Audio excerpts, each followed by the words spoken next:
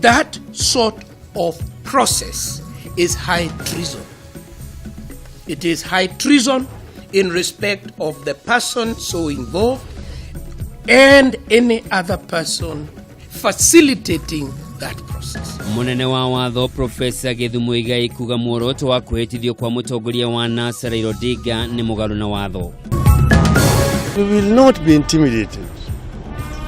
The Kenyan problems will be resolved by Kenyan people.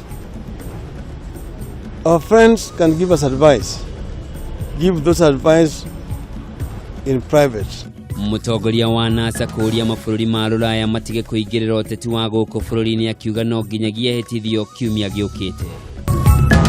I want to thank our President, His Excellency Uhuru Kenyatta, for the effort he personally made to secure our release. I know it's been a long time and we've been hearing that he has really tried his best and he has fulfilled his promise of bringing us back home. Gĩkeno kũrĩ nyũmba cia Kenya na arĩa mohetwo kĩoho kĩa maica bũrũri-inĩ wa Sudan ya mũhuro thutha wa kũrekererio na gũcoka gũkũ bũrũri-inĩ.